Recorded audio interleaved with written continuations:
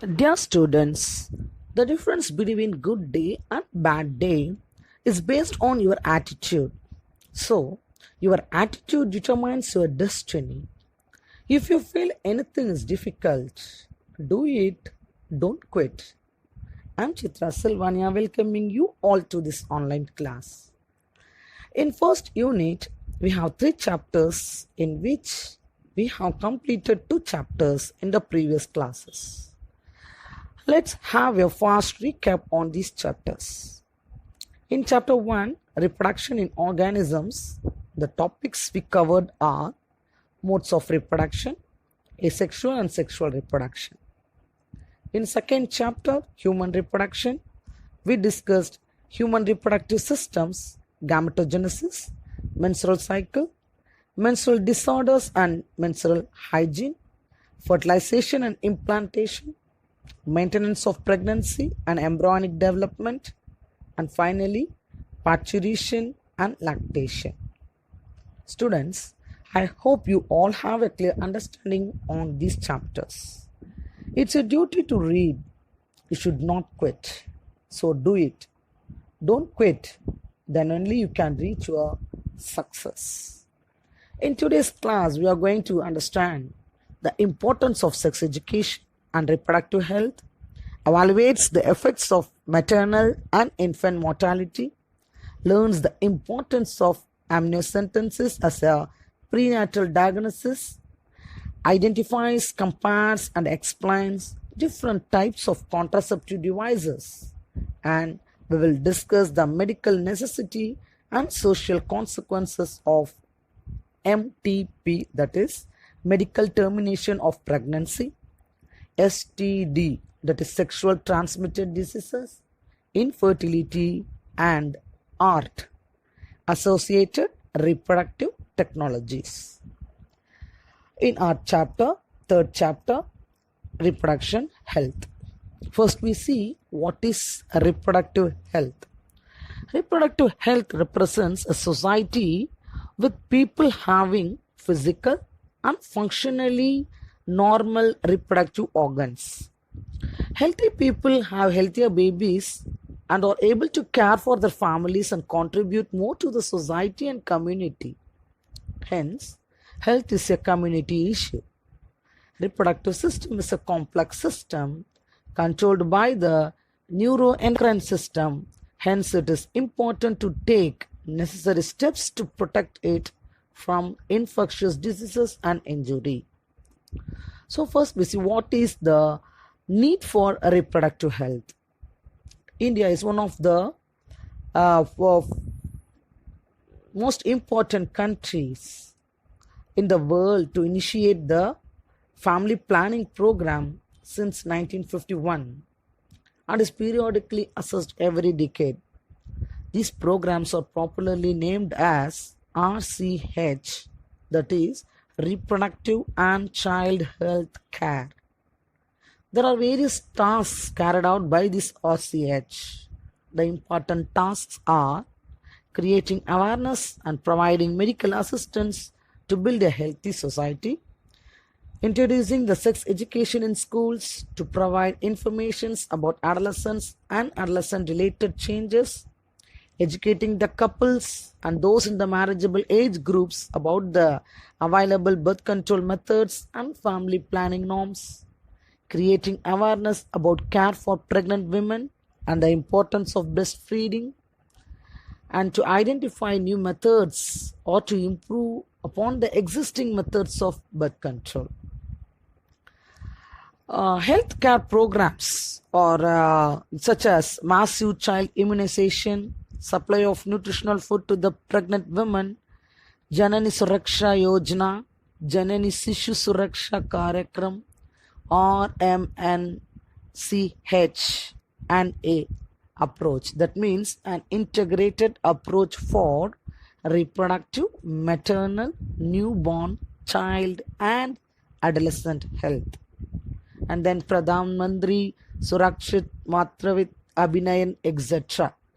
These are all taken up by the national level by the government of India. Next, we see what is Amniocentesis. Amniocentesis is a prenatal technique used to detect any chromosomal abnormalities in the fetus, and it is being often misused to determine the sex of the fetus. Once the sex of the fetus is known, there may be a chance of female feticide. Hence, this amniocentesis is banned. So, what is sex ratio? Sex ratio is the ratio of males to the females in a population. In India, the child sex ratio has decreased over the decade from 927 to 919 female for every 1,000 males. Female feticide and infanticide is the manifestation of gender discrimination in our society. So, what is female feticide? Female feticide is aborting the female in the mother's womb. So, what is female infanticide? Killing the female child after her birth. கள்ளிப்பால் கொடுத்து சாவடிக்கிறது அந்த போல. So, in UNDPS GH 2018, that is United Nations Developmental Program Gender Inequality Index, reflected that India was ranked at 135 out of 187 countries due to the availability of very few economic opportunities to women as compared to men. So, what are the various steps taken by the government of India to protect this or to prevent this female feticide and infanticide? First, the act is the PCP-NDT Act. I repeat, PCP-NDT Act. Preconception and Prenatal Diagnostic Technique Act in the year 1994. This enacted to ban the identification of sex and to prevent the use of prenatal diagnostic techniques for selective abortion. Next one is the POCSO Act. That means prevention of child from sexual offences. And then sexual harassment at workplace, Prevention, Prohibition and Readdressal Act. And the changes in the criminal laws based on the recommendations of Justice Verma Committee in 2013. These are all aims at creating a safe and secure environment for both females and males. Next, we move on to population explosion. What is population explosion? Increased health facilities and better living conditions have enhanced longevity. According to a recent report from the UN, India's population has already reached 1.26 billion and is expected to become the largest country in population size around 2022. To overcome the problems of population explosion, birth control is the only available solution. People should be motivated to have smaller families by using various contraceptive devices. And government also are making so many advertisements in the medias as well as the posters, bills, etc. with a slogan, நாம் இருவர் நமக்கு இருவர், we two us two, lorry பின்னாடியிலே auto பின்னாடிலாம் எழுதியிருக்கோம், and நாம் இருவர் நமக்கு ஒருவர். So now we can say we two us one. We have also motivated to control the population growth in Tamil Nadu. So next we see about the various birth control methods. What is birth control method? The voluntary use of contraceptive procedures to prevent fertilization or prevent implantation of fertilized egg into the uterus is termed as birth control. There are two types of contraceptive methods. They are temporary and permanent birth control. And we will see the contraceptive methods in detail. Contraceptive methods. These contraceptive methods are the only way to overcome the problems of population explosion. An ideal contraceptive should be user-friendly, easily available, with least side effects, and should not interfere with sexual drive. These contraceptive methods are of different types: natural method, barrier method, hormonal method, surgical method, intrauterine devices, oral injectable implant, and it should not also no way interfere with the sexual drive. First, we see the natural method, coitus interruptus. What is coitus interruptus? It is the oldest family planning method. The female partner withdraws his penis before ejaculation, thereby preventing the deposition of semen into the vagina. The advantage of this method, it does not require the use of any drug, does not interfere with normal body functions. Second one is the periodic abstinence. Periodic abstinence, it is also called rhythmic method. Ovulation occurs at about 14th day of the menstrual cycle. Ovum survives for about 2 days and sperm remains alive for about 72 hours in the female reproductive tract. Coitus, that is intercourse, is to be avoided during this time. Couples should avoid the intercourse from the day 10 to 17 of the menstrual cycle when ovulation could be expected. Next is the lactational amenorrhea. Menstrual cycle reassume as early as 6 to 8 weeks from parturition, that is childbirth. However, reappearance of the normal ovarian cycles may be delayed for 6 months during breastfeeding. This delay in ovarian cycle is called lactational amenorrhea. Absence of menstruation due to intense lactation. It serves as a natural but an unreliable form of birth control. And next we move on to the barrier methods. So what is a barrier method? In these methods, the ovum and sperm are prevented from meeting so that fertilization does not occur. There are two types of barrier method, chemical barrier and mechanical barrier. First, we see the mechanical barrier. Condoms. Male condoms usually made up of lacteus that covers the erect penis during penetration of vagina, and the female condoms is made up of polyurethane loose sheath with 2 rings on either side, can be inserted about 8 hours prior to sexual intercourse and can be kept in for about 12 hours after intercourse. It can be used more than once during this period. Next is the diaphragm and the vaginal cup. We can use this cup with a metal coil in its rim which is fitted across the mouth of the uterus, that is the cervix. It is used to cover the vagina and cervix before coitus so as to prevent the entry of ejaculated semen into the female reproductive tract. These condoms protect against pregnancy as well as sexually transmitted diseases like AIDS. This can prevent conception, and these condoms are also made up of polyurethane, lacteus and lambskin.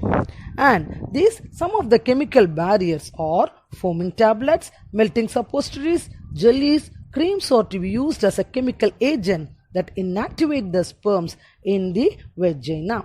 And these are some of the chemical and the mechanical barrier methods to prevent conception. Next is the hormonal method. Hormonal barrier.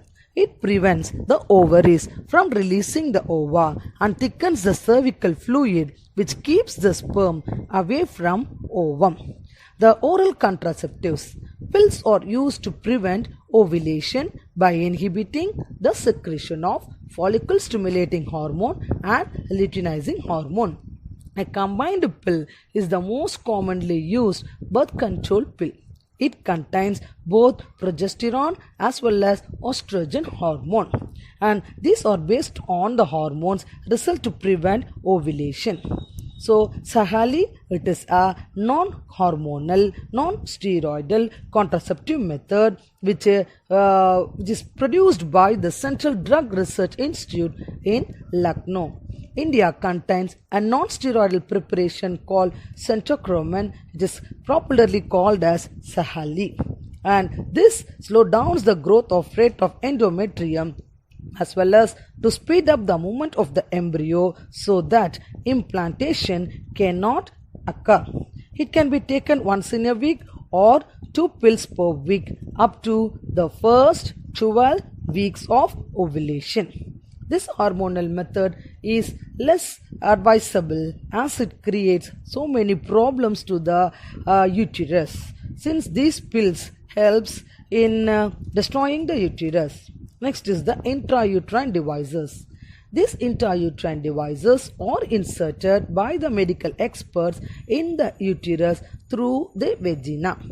These devices are available as copper-releasing IUDs, hormone-releasing IUDs and non-medicated IUDs. First is the non-medicated IUDs. It is a type of intrauterine contraceptive device made of inert plastic in a double S-shaped structure which is inserted for long periods. Example for this is the lips loop. And second one is the copper releasing IUDs.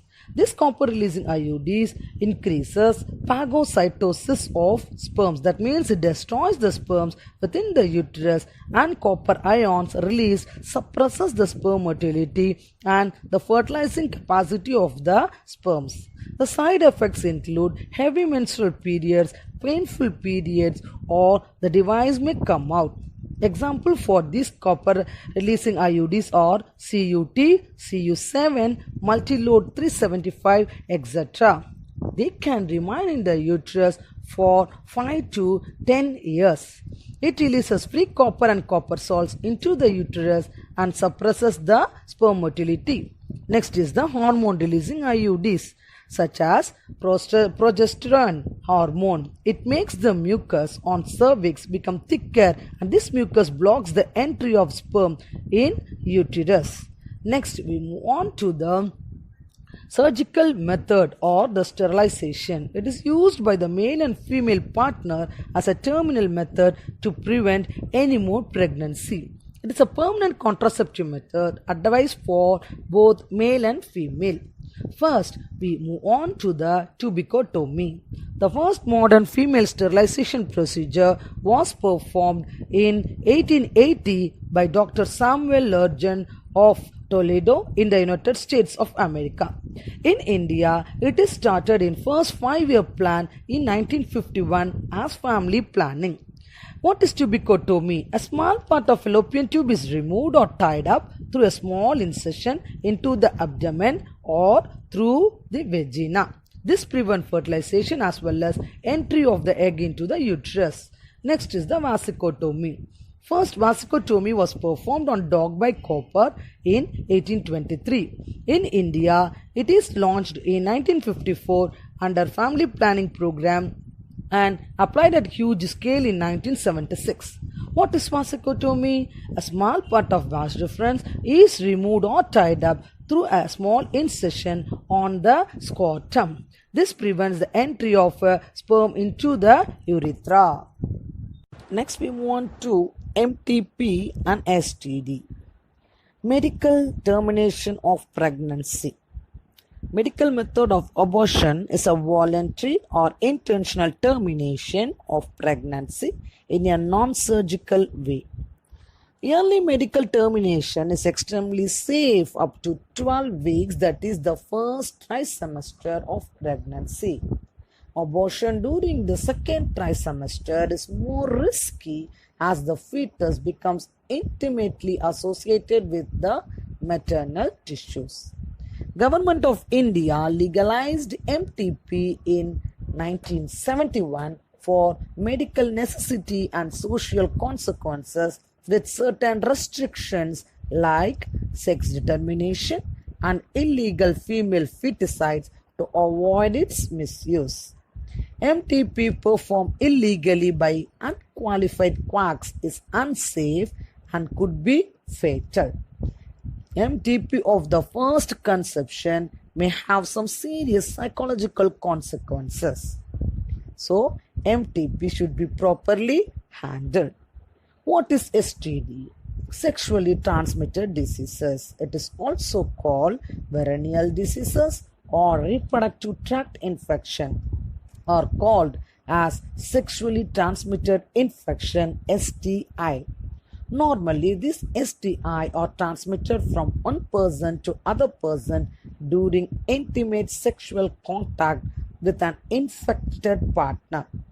Infections like HIV, hepatitis B are transmitted sexually as well as by sharing of infusion needles, that is the Veflon, we can call it as Veflon, surgical instruments, etc. with infected people. Blood transfusion or from infected mother to baby. People in the age of 15 to 24 are prone to this infection. There are different types of STI: bacterial, viral, protozoan, and the fungal STI. Let's see one by one its causative agent and the symptoms.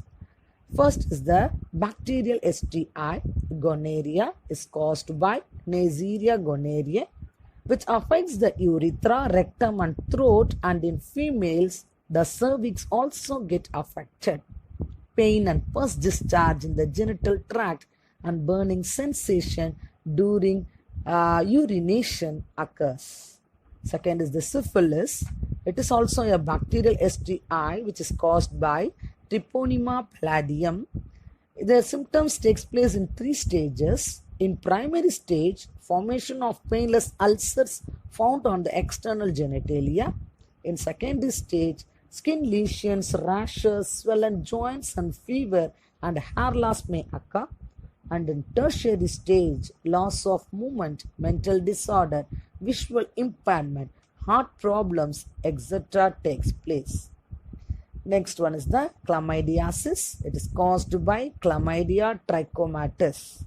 This trachoma affects the cells of the columnar epithelium in the urinogenital tract, respiratory tract, and conjunctiva that is present in the eye. Next one is the lymphogranuloma veruneum. It is caused by Chlamydia trachomatis. It affects the cutaneous, that means the skin, or mucosal genital damage, urethritis, and endocervictis inside the cervix. Locally harmful ulcerations and genital elephantiasis are the symptoms of this lymphogranuloma veruneum. Next, we can see some of the viral STIs. First is the genital herpes, caused by herpes simplex virus, which causes pain during urination, bleeding between periods, swelling in the groin nodes. Next, second one is the genital warts, which is caused by human papilloma virus. It forms tumors on the external genitalia, cervix, and perianal regions. Hepatitis B is another viral STI which is caused by hepatitis B virus, which causes fatigue, jaundice, fever, rash, and stomach pain. Liver cirrhosis and liver failure occur in the latter stage. Next one is the AIDS, which is caused by HIV, human immunodeficiency virus. The symptoms of AIDS are enlarged lymph nodes, prolonged fever, prolonged diarrhea, weight reduction, and night sweating. Next we see the fungal STI, that is candidiasis, which is caused by Candida albicans. It attacks the mouth, throat, intestinal tract, and vagina. Vaginal itching, abnormal vaginal discharge, and pain during urination. This fungal STI mainly occurs in female. Next one is the protozoan STI, that is trichomoniasis, which is caused by Trichomonas vaginalis. The symptoms are vaginitis, greenish yellow vaginal discharge, itching and burning sensation, urethritis, epididymitis, and prostatitis. It may also occur both in male and female. So, how we can prevent this sexually transmitted diseases? Avoid sex with unknown partner or multiple partners. So we should use condoms during sex, and in case of doubt, we have to consult a doctor for diagnosis and get complete treatment. Next, we move on to cervical cancer. Cervical cancer is caused by a sexually transmitted virus called human papilloma virus. This human papilloma virus may cause abnormal growth of cervical cells. The most common symptoms of cervical cancer are pelvic pain, increased vaginal discharge, and abnormal vaginal bleeding. The risk factors of cervical cancer include having multiple sexual partners and prolonged use of contraceptive pills. How you can diagnose the cervical cancer? We can diagnose the cervical cancer by pap smear combined with an HPV test. X-ray, CT scan, MRI and PET scan may also be used to determine the stages of cancer. The treatment of cervical cancer include radiation therapy, surgery and chemotherapy. Cervical cancer can be prevented with vaccination. Primary prevention begins with HPV vaccination of girls aged 9 to 13 years before they become sexually active. Healthy diet, avoid using tobacco, preventing early marriages, practicing monogamy, and regular exercise minimize the risk of cervical cancer. We will discuss about infertility and ART, that is assisted reproductive technology. First we see what is infertility. Infertility means inability to conceive or inability to produce children even after unprotected sexual behavior is called infertility. That is the inability of man to produce sufficient numbers or quality of sperms to impregnate a woman, or inability of women to become pregnant or maintain a pregnancy. So this infertility may occur both in male and female. So what are the main causes of this infertility? The main causes are tumors formed in the pituitary gland or in the reproductive organs, malformation of cervix or fallopian tubes, and inadequate nutrition before adulthood. Long-term stress also damages the menstrual cycle, which will affect fertility. Ingestion of toxins, that means heavy metal, cadmium, and heavy use of alcohol, tobacco, and marijuana, that is bodhipurul. Injuries to the gonads and also aging, which is the main cause for infertility. Some of the other causes of infertility in men and women are pelvic inflammatory disease, uterine fibroids, and endometriosis. What is endometriosis? Growth of tissues outside the uterus. Endometrium is the inner layer of the uterus. So a tissue grows outside the uterus, that is called as endometriosis. These are the main common causes of infertility in women. Low body fat in women, this is a psychiatric disorder, eating disorder characterized by fear of gaining weight. Undescended testes and swollen veins in scrotum is the cause for infertility in male. And then tight clothing in men may rise the temperature in the scrotum and affect the sperm production. We all know that scrotum acts as a thermoregulator. You should not wear tight clothes. Men should not wear tight clothes. Underdeveloped ovaries or testes. Female may develop antibodies against her partner sperm. Male may develop an autoimmune response to their own sperms. These are some of the causes for infertility in men and women. So what is meant by Mayer-Rokitansky syndrome? All women are born with ovaries, isn't it? All women are born with ovaries, but some do not have the functional uterus. Uterus is not functional to bear a baby. This condition is called as Mayer-Rokitansky syndrome. Next, we move on to assisted reproductive technology, ART. ART is a collection of procedures which include the handling of gametes or embryos outside the body to achieve a pregnancy.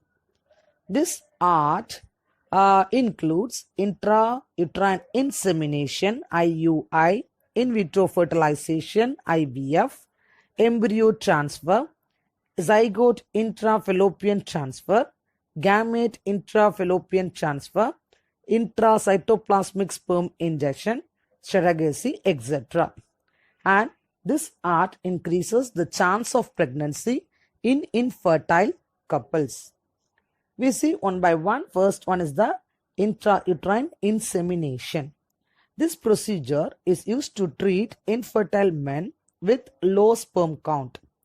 The semen is collected. What is semen? Semen is nothing but group of sperms. So the semen is collected either from the husband or from a healthy donor, and it is introduced into the uterus through the vagina by a catheter. Catheter is nothing but a wire which carries or which transports the sperms into the vagina. After stimulating the ovaries to produce more ova, the sperms swim towards the fallopian tube to fertilize the egg, resulting in normal pregnancy. So this type of art is the intrauterine insemination. Second one is the IVF. It is also called as test tube baby. In this technique, the sperms and eggs are allowed to unite outside the body in a laboratory. So that is called in vitro, outside the body. Once or more fertilized eggs may be transferred into the woman's uterus, where they may implant in the uterine lining and develop. If excess embryos are produced, they can be cryopreserved, that is frozen for future use. IVF was used to treat women with blocked, damaged or absent fallopian tubes. Today, IVF is used to treat many causes of infertility. There are some basic steps involved in IVF. They are ovarian stimulation, egg retrieval, fertilization, embryo culture, and embryo transfer. How these eggs are retrieved from the ovaries? By giving the hormone injection, that is HCG, human chorionic gonadotropin injection. Egg retrieval is done by minor surgery under general anesthesia using ultrasound guide after 34 to 37 hours of HCG, human chorionic gonadotropin injection. The eggs are then prepared and stripped from the surrounding cells. At the same time, the sperm preparation is done using a special media. After preparing the sperms, the eggs are brought together.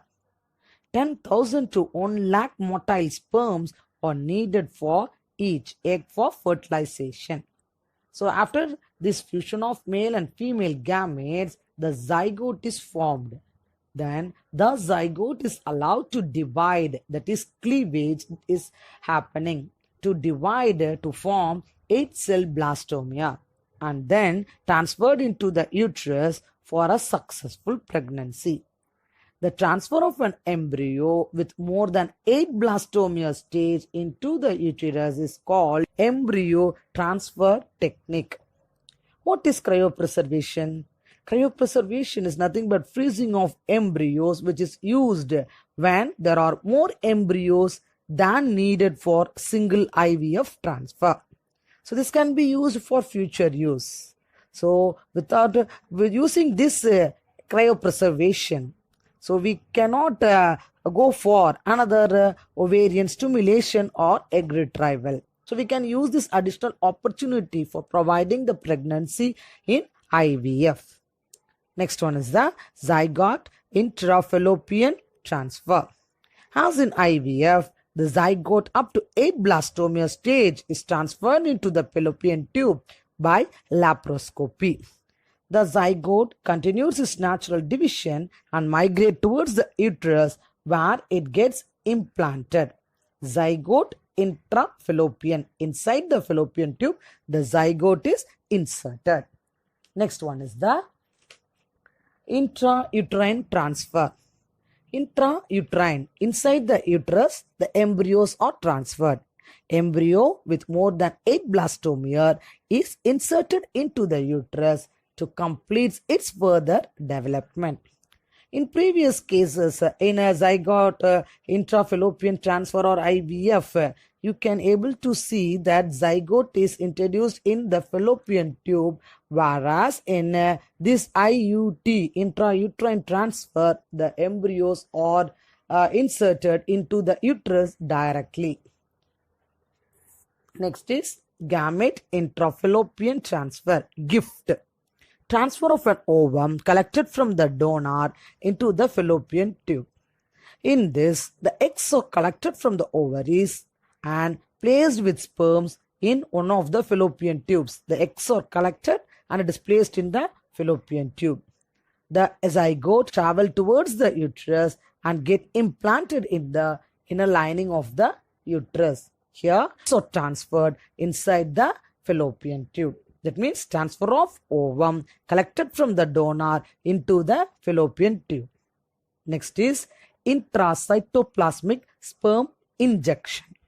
In this method, only one sperm is injected into the focal point of the egg to fertilize. Only one fertile egg is taken and only one fertile sperm is taken, and this sperm is injected into the particular point of the cytoplasm of the egg.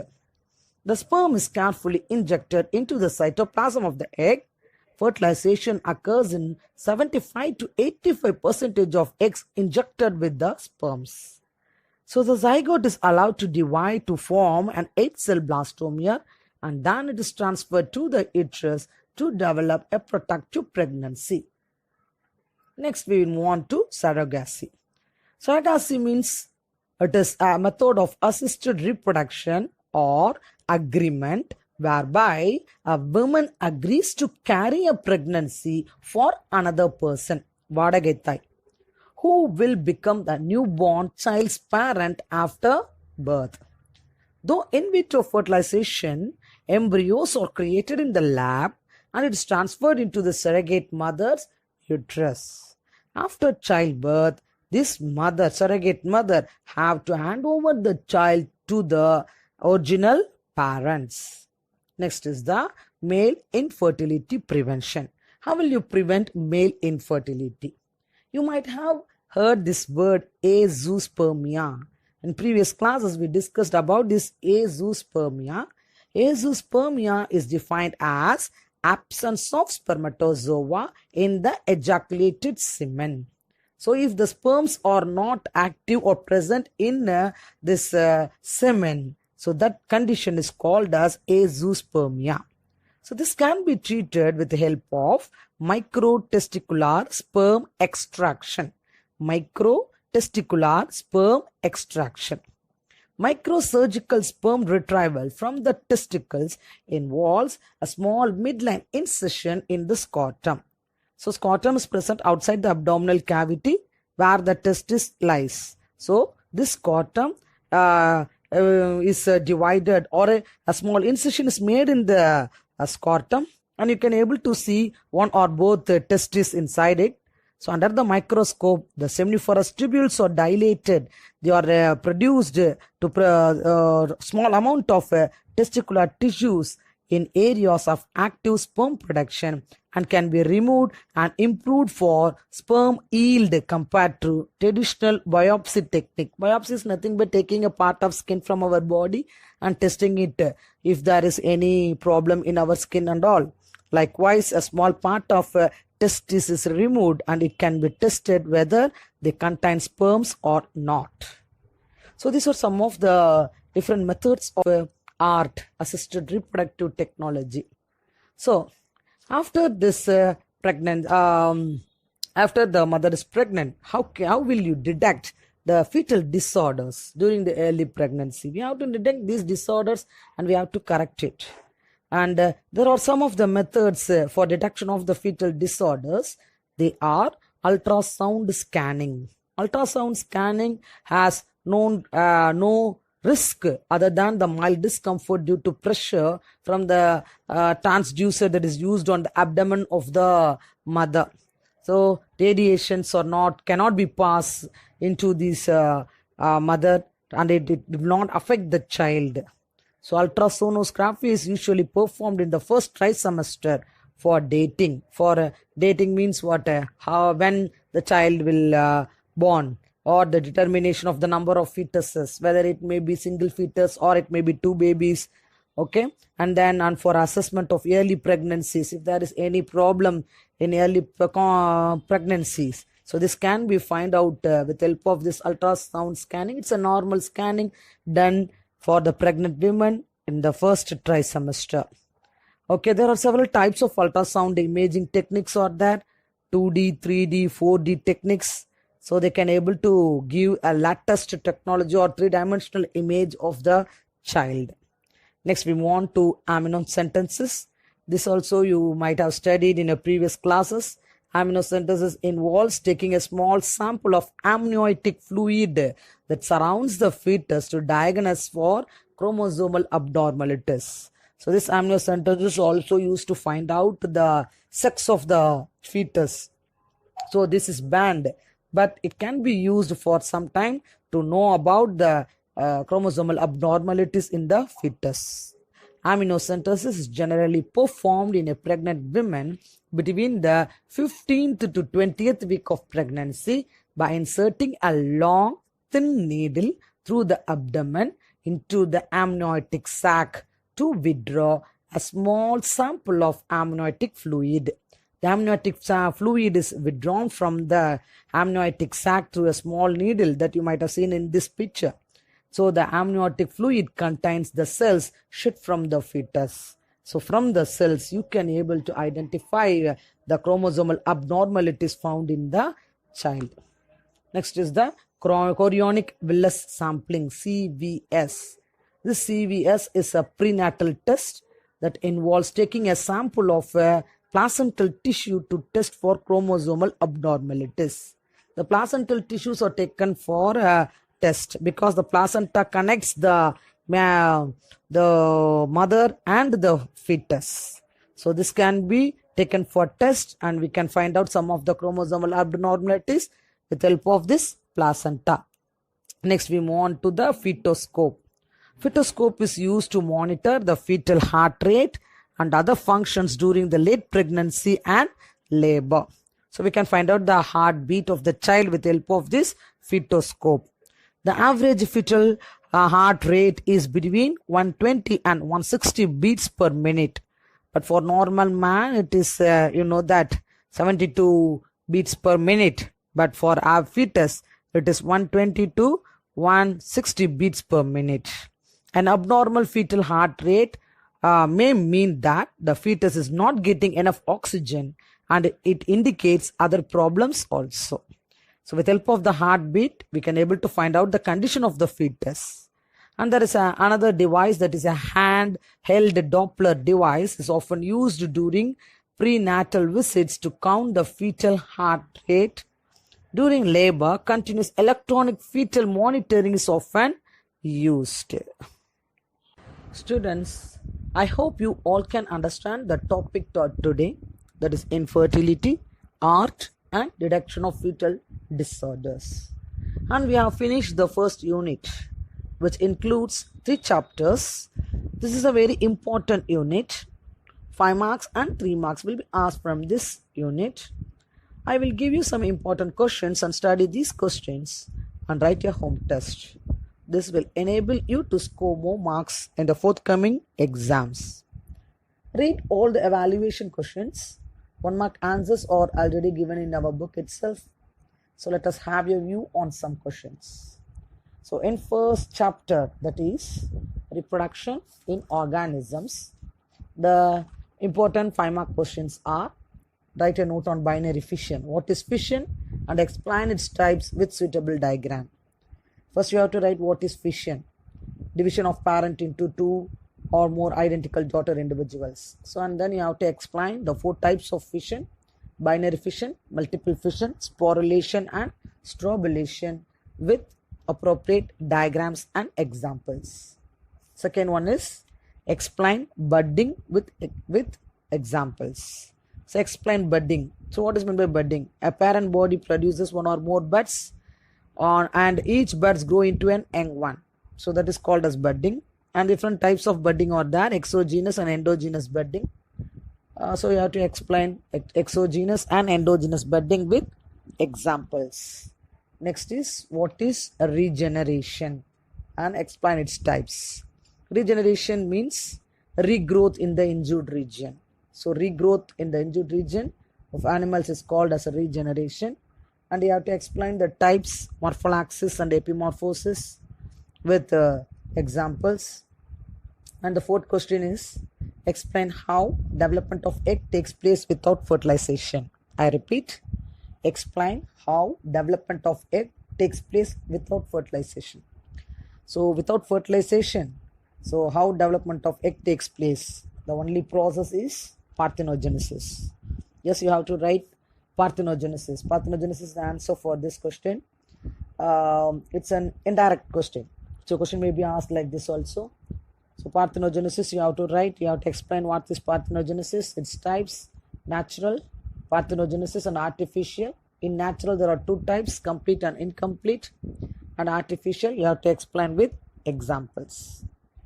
And in second chapter, human reproduction, explain the process of gametogenesis. So explain the process of gametogenesis. For this you have to explain both the process, spermatogenesis and oogenesis. And next we will move on to the second question, explain menstrual cycle. Menstrual cycle, you have to write what is menstrual cycle and what are the phases of menstrual cycle. There are 4 phases: menstrual phase, follicular phase, ovulatory phase and a luteal phase. You have to explain all the phases with appropriate diagrams. And next we move on to explain the changes takes place by the embryo after implantation. Explain the changes takes place by the embryo after implantation. So after implantation means you have to write how the blastula is converted into gastrula and what are the functions of this extraembryonic membrane, amnion, yolk sac, allantois, chorion, and how a baby is formed. That means what are the functions of the 3 germ layers, ectoderm, endoderm and mesoderm. You have to write up to that. And in the third chapter, in reproductive health, you have to write, explain the major tasks carried by RCH. So there are different tasks given by RCH. And second one is the explain birth control methods. There are different types of birth control methods explained there: natural method, permanent method, and then barrier methods. You have to explain all the methods with examples. And third one is the what is infertility, how it is caused. In today's class, we discussed about infertility. Inability to produce young ones is called as infertility. You have to write the causes, major cause and the other causes of infertility also. And then fourth one, expand. So in this third chapter, we are having so many abbreviations: GIFT, GIFT, ICSI, CBS, IUT, ET, IVF. So what is GIFT? Gamete intrafallopian transfer, ZIFT, zygote intrafallopian transfer. You have to expand all these and you have to know about that. Well, while starting this video, I said one quote. Let's remember that a dream written down with a date becomes a goal. So set a dream today and it becomes your goal. To achieve a goal, you have to plan out. If you back up your actions, your dreams come true. Start reading today itself. Thank you.